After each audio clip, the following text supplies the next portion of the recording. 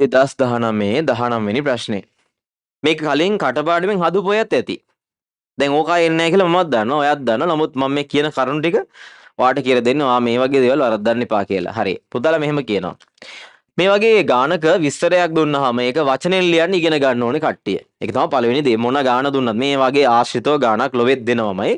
ඒක වචනෙන් ලියන්න ඉගෙන ගන්න ඕනේ. මොකද්ද මේ කතාව කියන්නේ හැමෝම කියන්නේ? මේකේ වාට කියනවා පතුලේ අරේ 25ක් සහ උස 100ක් වන සිලින්ඩරාකාර හැඩති බඳුනක පතුලේ ගෝලයක් තියෙනවා. හරිද? ඔය භාජනය වෙන හැඩයක් දීලා ඕක ඇතුළට කේතුවක් හරි දාන්න පුළුවන් බෝලයක් නැතුව අදහස තේරුම් ගන්න මේකක් හදන විදිය. මෙම බඳුන පිරවීමට ජලය මෙන්න මෙච්චර ප්‍රමාණයක් දානවලු. එහෙමනම් මේ දාපු බෝලේ අරේ කීයද කියලා අහනවා. මං කිව්වේ මෙතන ගොඩක් දේවල් මතක් කරගන්න තියෙනවා කියලා. පුතේ මෙහෙම සිලින්ඩරාකාර භාජනයක් තියෙනවලු. හොඳට තේරුම් ගන්න. සිලින්ඩරාකාර භාජනයක් තියෙනවලු. හරිද? මෙයාගේ අරය සහ උස දීලා තියෙනවා. මෙයාගේ අරය කීයද සෙන්ටිමීටර්? අරය සෙන්ටිමීටර් 25යි. හරි. ඊට පස්සේ මෙයාගේ උස සෙන්ටිමීටර් කීයද? 100යි. උස සෙන්ටිමීටර් 100යි. ඊට පස්සේ මෙයාගේ ඇතුලේ බෝලයක් දාලා තියෙනවා. මේ බෝලේ අරය අපි දන්නේ. නමුත් මේ සිලින්ඩරය ඇතුළට බෝලේ දාලා ඒ සම්පූර්ණ සිලින්ඩරේ පිරෙන්න දාලා තියනවලු ජලය 155.5 ලීටර කියලා. හරි. මෙතනම් පුතාට ලේසි වෙන්න මම ඔයාලට කියනවා 155.5 ලීටර කියන එක මිලිලීටර කරලා ලියන්න. මේ දශම සංඛ්‍යාව කීයෙන් ගුණ කරනවද? 10න් ගුණ කරන්න. ලීටර් මිලිලීටර කරන්න 10න් ගුණ කරන්න ඕනේ. මේක 10න් ගුණ කරපුවම දශම තිත ස්ථාන 3ක් ඉස්සරහට එනවා. කීයද? 5.2යි මොනවද? මිලිලීටර 1,55,500යි. උතන මම ලීටර් මිලිලීටර කරගත්තා. තව වැඩක් තියෙනවා. ඒක පස්සේ කරමු. හරි. ඊට පස්සේ ඔය ගානෙම තියෙනවා මිලිලීටරයක් කියන්නේ ඝන සෙන්ටිමීටරයක් කියලා. ඔයාලට ඕනි තරම් මම උගන්වලා තියෙනවා. සෙන්ටිමීටරයක් දිග සෙන්ටිමීටරයක් පළල සෙන්ටිමීටරයක් උස චූටි ඝනකයක පරිමාව ඝන සෙන්ටිමීටරය. පුංචි ඝනකයක් මම පෙන්නන මොන වගේ එකක්ද? සෙන්ටිමීටරයක් දිග සෙන්ටිමීටරයක් පළල සෙන්ටිමීටරයක් උස චූටි ඝනකයක්. උගේ පරිමාව ඝන සෙන්ටිමීටර එකයි. වගේ ඝන සෙන්ටිමීටරේ චූටි කැටයක් ඇතුළට දාන්න පුළුවන් පරිමාව මිලිලීටර එකයි. ඒ නිසා මේක පුතාලා ලියන්න පුළුවන් 1,55,500යි මොනවද? ඝන සෙන්ටිමීටර කියලා ලියන්න පුළුවන්. මෙතන දේවල් මතක් වෙන්න ඕනි. මේක කියන්නේ නැහැ ද්‍රවස්ථිතිය පාඩමේදී. මේ ගානේදී මම ඒකයි කියන්නේ මිලිලීටරයක් කියන්නේ ඝන සෙන්ටිමීටරය කියලා එක අවුරුද්දක කියපුවම ආයෙ කියන්නේ නැහැ. හරිද? එතකොට ඒක දැනගන්න ඕනේ. මේකට විතරක් නෙවෙයි ඕනෙම තැනකට පාවිච්චි කරන්න මතක් කරගන්න. හරිද? එතකොට පුතාලා අර කියපුවම දැන් ජලයේ ඝනත්වය මිලිලීටර ග්‍රෑම් එකයි කියලා සමහර වෙලාවට දෙනවා. නමුත් ගානේදී වා තේරුම් ගන්න ඝන සෙන්ටිමීටර ග්‍රෑම් කියන එක තමයි ඔය දීලා තියෙන්නේ. ඝන සෙන්ටිමීටරයක් ග්‍රෑම් එකයි කියන එක තමයි මිලිලීටරයක් ග්‍රෑම් එකයි කියලා වෙන තැනකදී මෙයාව පාවිච්චි කරන්න පුළුවන් කියලා ඉගෙන ගන්න. හරි. ඊට පස්සේ දැන් පුතේ මේකෙදි මම මේ කතාව ලියනවා. මොකද්ද කතාව? මෙතන කියන විදිහට මේ සිලින්ඩරයේ පරිමාව සමානයි මේ ඇතුලේ තියෙන බෝලේ පරිමාව එකතු කිරීම දාපු ජල පරිමාව. තව අවුරුද්දක දැන් ඔයාට ගාණක් දීලා තිබුණොත් මෙහෙම හරිද? දැන් මේකෙදි තේරුම් ගන්න මීට වඩා වෙනස් භාජනයක් දීලා ඕක ඇතුළේ මොකෙක් හරි දාලා ඒක පිරෙව්වා හරි කියලා කිව්වොත් මොකක් හරි කතාවක් දුන්නාම ඒක වචනෙන් ලියන්න ඉගෙන ගන්න. එහෙම නැතුව ගාණ හදන්න බෑ. හරි. මේකෙදිවා වචනෙන් ලියන්න මෙහෙම කතාවක්. තව සිද්ධියක් කියලා දෙන්නම්. මේක ගොඩක් ළමයි වරද්දන තැනක්. මට මෙහෙම ගාණක් අහු වුණොත් කියලා දෙන්නම්. මං හිතන ආයෙ කියලා දෙන්න ඕනේ නැහැ කියලා. පුතාල්ට කියනවා මෙහෙම. බෝල හරිද? ලෝහ ගෝල 20ක් උණු කරලා කේතුවක් හදාගත්තා කියනවා. ඔන්න ඔහොම කතා තියෙනවා. හරිද? එතකොට බෝලේ අරේ දීලා ඒ වගේ බෝල 20ක් උණු කරලා කේතුවක් හදාගත්තා කියනවා. කේතුවේ උස දීලා සමහරට කේතුවේ අරේ අහන්න පුළුවන්. මේ කියන කොළුවට දාගන්න. නිකන් අර මේ ගාණක් හදනව නෙමෙයි. මේ තමයි අපි පේපර්ස් බලද්දි හරිද? ළමයි ගොඩක් වරද්දපු තැන් මේ කියලා දෙන්න. රචනා ගණන් වලත් ඕව වරද්දන MCQ වලත් ඕක වරද්දන තමයි උත්තර ගන්නේ ගොඩක් අය. හරි. පුතේ දැන් මෙහෙම ගොඩක් අය මතක තියාගන්න MCQ එකක් දුන්නොත් වචනෙන් ලියන්න ඕනේ නැහැ. හරිද? මේ ඉගෙන ගන්න ඕන නිසා වචනෙන් ලියන්න කියලා කිව්වේ. ඔයාට පැටලෙන්නේ නැත්තම් බෝලයක පරිමාව ගුණ කරොත් 20න් කේතුවේ පරිමාවට සමානයි කියලා වචනෙන් ලියන්න දන්නවනම් ඒක ලියන්න නැතුව මේ තියෙන්නේ බෝලේ පරිමාව 20න් ගුණ කරපුවාම කේතුවේ පරිමාව වෙනවා කියලා ලියලා මේ 5 කපද්දී ගොඩක් ළමයි මෙතන R වර්ගයට මෙහෙම කපලා R කියලා R දෙන්නෙක් එහෙම කපලා R කෙනෙක් විතරයි ඉන්නේ කියලා ලියා ගන්න කට්ටිය ඕනි තරම් ඉන්නවා. අනිවාර්යෙන් ඉන්නවා. මතක තියාගන්න මේ R කියන්නේ බෝලේ අරයට දාන සුපුරුදු සංකේතය. අර R කියන්නේ කේතුවේ අරයට දාන සුපුරුදු සංකේත. මතක තියාගන්න මේ සුපුරුදු සංකේත තියද්දි සුළු කිරීම කරන්න එපා. ඊළඟ පියවරේ ආදේශ කළා තමයි සුළු කරන්නේ. හා කියලා ඉඳී ඕව තමයි වරද්දන්නේ. හරි. ඒ නිසා කතාව ලියාගත්තාම සුළු කරන්න පරිස්සමින් සුළු කරන්න. ආදේශ කරාට පස්සේ තමයි සුළු කරන්නේ. හරිද? ඊට පස්සේ තව දෙයක් අර එකෙක්ගේ අරය අනිකගේ අරය වගේ දෙගුණයක් එහෙම කියලා දාපුවම ඌ වර්ග කරද්දි ඔහොම දාන්න නැතුව සම්පූර්ණ වරහන් දාලා ලියන්නත් ඉගෙන ගන්න. හරි. ඒ වගේ දේවල් මතක් කරගන්න ඕව වර්ධින තැන් නිසා. ඉතින් පුතේ මේකේ මම ලියනවා සිලින්ඩරයේ පරිමාව. මේ ගාන හදන එක නෙමෙයි වැඩේ තියෙන්නේ. මම අර කියලා දුන්න වර්ධින තැන් ටික ඉගෙන ගන්න. සිලින්ඩරයේ පරිමාව කියලා ගත්තොත් සිලින්ඩරයේ පරිමාව කියන්නේ මේ ගානේ මේ බෝලේ පරිමාව සහ එකතු කළ ජල පරිමාව. ගෝලයේ පරිමාව එකතු කිරීම මේකට දාපු ජල පරිමාව. මේ ප්‍රශ්නේ මම හැදුවා නම් පුතා වගේ කෙනෙකුට උත්තරේ දාන්න බැරි වෙන තමයි දාන්නේ. ඇත්තම කතාව මෙතන 20 25යිනේ. මෙතන 25යි. එතකොට මේකේ අරේ 25 කියන්නේ යාළුවා කියනවා මේක ඇතුළට 25ට වඩා ලොකු බෝලයක් දාන්න බෑනේ කියලා කියනවා. කතාව හරි. හරි පුතේ. එතකොට ඇත්තම කතාව මේ මම මේ දැන් මේ ප්‍රශ්නයක් කරද්දි මං කියවන මට ඕනි උත්තරේ ගන්න නෙමෙයි කියලා. දැන් පුතාට මේක දුන්නා නම් 20 15 10 8 160 වගේ උත්තර පහ. හරිද? ඒතර මතක තියාගන්න මේ ප්‍රශ්නේදී ඇත්තම කතාව විභාග ප්‍රශ්නයකදී පුතාලා දන්නවද විභාග ප්‍රශ්නයක් දෙන්නේ ලොවෙත් අනිවාර්යෙන් ඔයාට ආසන්නව කියන්නේ එන්න පුළුවන් උත්තර ගොඩක් දෙනවා සූත්‍රයක් වැදුනත් එන්න පුළුවන් උත්තර. හරි. ඒතර මේකේ ඇත්තම කතාව මේ ප්‍රශ්නේදී අරේ 20යි කියලා හොයන්න නැතුව. ඒ කියන්නේ මේ ප්‍රශ්නේදී මේ විභාග ප්‍රශ්නේදී උත්තරේ ගන්න පුළුවන් මේ 25ක් අරය තියෙන සිලින්ඩරය ඇතුළට ඊට වඩා ලොකු අරයක් තියෙන බෝලයක් දාන්න බෑනේ කියලා. කිසි ගැටලුවක් නැහැ. අර මම chat එක නිකන් බලපුවම දැක්ක නිසා කිව්වේ.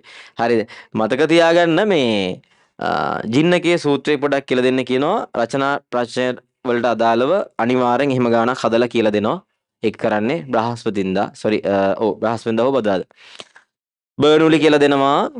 ජින්නක සම්බන්ධ ගානක් හදනවා. ප්‍රතිශත සමුච්චිත සංඛ්‍යාත වක්‍රය සම්බන්ධ ගානක් හදනවා. ඔය වගේ විශේෂ රචනා වලට වැදගත් වෙන පොයින්ට් ටිකක් වෙනම කතා කරනවා. මේ කතා කරන්නේ MCQ එකට ගැලපෙන සහ ස්ට්‍රක්චර් සහ රචනා වලට ඕන වෙන දේවල්. ඔය කියන විදිහේ රචනා වලට ගැලපෙන දේවල් කරන්න වෙනම දවසක් දාගෙන තියෙනවා. හරිද? මේ කරන්නේ දෙකටම ගැලපෙන දේවල් සහ විශේෂයෙන්ම MCQ වලට ඕන දේවල්. මෙතන යාළුවා කියපු නිසා මම කියන්නේ පුතේ ඇත්තටම ඔයාට මේ වගේ chance එකක් හම්බුනොත් දැන් මේ හදාන යද්දි ඒ යාළුවා කියන්නේ මේකට 25ට වඩා ලොකුව දාන්න බෑ නේද කියලා අහනවා බෑ.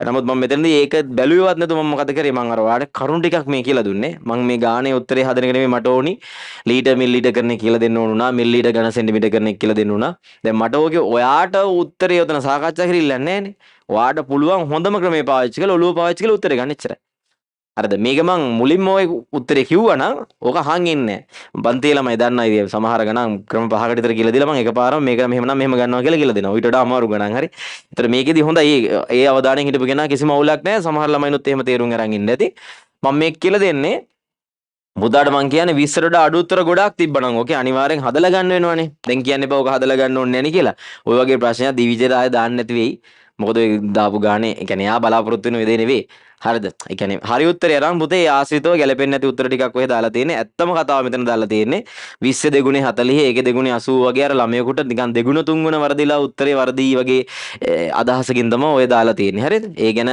හිතලා නැතුව හරි ඒක අවුලක් නැහැ ගැටලුවක් නැහැ සිලින්ඩරයේ පරිමාව ගන්න සූත්‍රය කවුද කියලා ඇහුවොත් පුතේ 5r වර්ගේශ නේද ඊට පස්සේ ගෝලයේ පරිමාව ගන්නේ 3න් 4යි 5r ඝනය එකතු කිරීම ජල පරිමාව කියන එකට මම එකපාරම දානවා 1,50,55500 මොනවද මිලිලීටර් එහෙම නැත්නම් මොනවද ඝන සෙන්ටිමීටර් පුතේ ජල පරිමාව දාලා තියෙන ලීටර් නේද ලීටර් වැරදිද නෑ ඒක මිලිලීටර් කරොත් වැරදිද ඒත් නෑ නමුත් මට මේ වස්තු වල පරිමාය එන්නේ මේ සිලින්ඩරය කියන වස්තුවේ අරය සහ උස සෙන්ටිමීටර දුන්නාම මේ සිලින්ඩරයේ පරිමාව වෙන්නේ ඝන සෙන්ටිමීටර මුගේ පරිමාව වෙන්නේ අරය සෙන්ටිමීටර දැම්මොත් ඝන සෙන්ටිමීටර ඒ නිසා මූත් මම ඝන සෙන්ටිමීටර දාගත්තා හරිද ඒ නිසා මතක තියාගන්න ඔහොම ලියාගත්තේ මම ඔය හේතුව නිසා සමහර දරුවෝ මේ 5 5 කපනවා ලොවෙත් 5 5 කපන කට්ටිය ඉන්නවා දන්නවනේ එහෙම කරන අය ඉන්නවා එහෙම කපන්න බෑ දැන්වත් තේරෙනවද මේ සමීකරණ මේ පැත්තේ පද කීයද දැන් මට මේ ඕන දේවල් මම මේ කියලා දෙන්නේ මේ පැත්තේ පද කීයද එකයි මේ පැත්තේ පද කීයද දෙකයි සමීකරණය බෙදනකොට බෙදන්නේ දෙපැත්ත බෙදනවා කියන්නේ